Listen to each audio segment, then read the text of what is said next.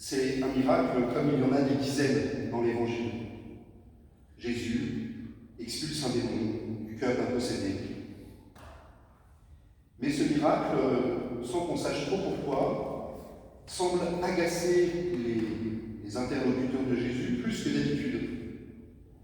Alors certains vont développer une incroyable théorie. Aujourd'hui, on dirait une théorie du complot. En fait, Jésus est un serviteur du démon qui chasse d'autres démons pour faire croire qu'il n'est pas serviteur du démon. Tellement pris par leur haine, par leur rancœur, ils ne voient pas que c'est Dieu qui œuvre au milieu d'eux. Jésus balaye sans peine l'inanité de ce raisonnement. Comment Satan combattrait-il contre lui-même? Non, c'est bien par le doigt de Dieu que s'accomplissent ces miracles. Jésus est venu, armé de la puissance divine, pour extirper du cœur de ce peuple infidèle le mal qui le ronge. Il est ce jour du Seigneur dont parle le prophète Joël, le jour où Dieu viendra pour arracher dans son peuple infidèle le mal.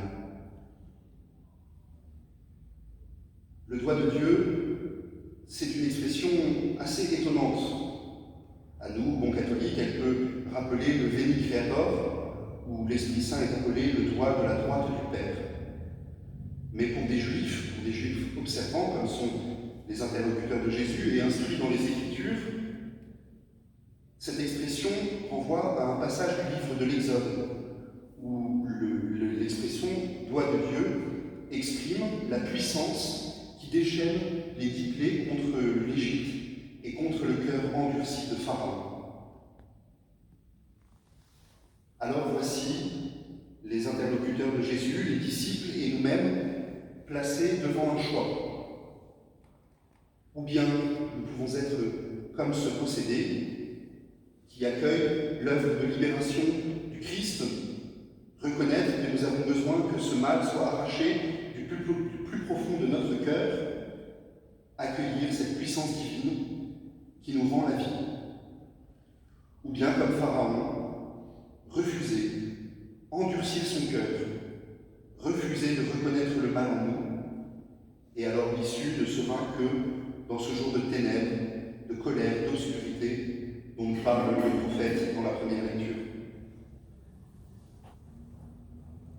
Chers frères et sœurs, c'est bien du cœur de chacun d'entre nous qu'il est ici question.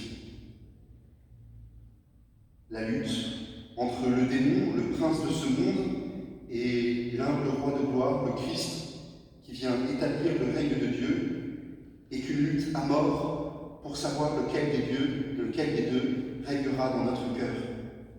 Et c'est dans la mort et dans la résurrection du Christ que se trouve notre victoire. Ne nous y trompons pas, le champ de bataille entre le bien et le mal, entre le Christ et le démon, entre l'Esprit Saint et le mauvais esprit, ne se trouve pas d'abord dans le monde extérieur à nous, dans l'Église, entre des hommes, des institutions. Il se trouve au plus profond du cœur de chacun. Alors qu'il sortait des goulags soviétiques, Alexander Solzhenitsyn nous rappelait « Peu à peu, j'ai découvert que la ligne de partage entre le bien et le mal ne sépare ni les États, ni les classes, ni les partis, mais qu'elle traverse le cœur de chaque homme et de toute l'humanité. » La question aujourd'hui est donc de savoir qui nous laisserons gagner en nous, à qui nous confierons le pouvoir.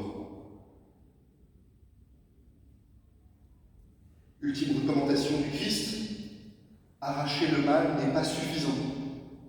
Il ne suffit pas de chasser l'homme fort et bien armé, ce démon qui habitait notre cœur, et de garder un cœur propre et bien rangé, car tôt ou tard, le démon reviendra. L'indécision d'un cœur vide, balayé, bien rangé ne suffit pas. Qui n'est pas pour moi et contre moi, dit Jésus. Il nous faut encore laisser le Christ prendre sa place, le laisser remplir notre cœur, régner sur lui, habiter en lui. Laisser le Christ être celui qui garde la porte de notre cœur.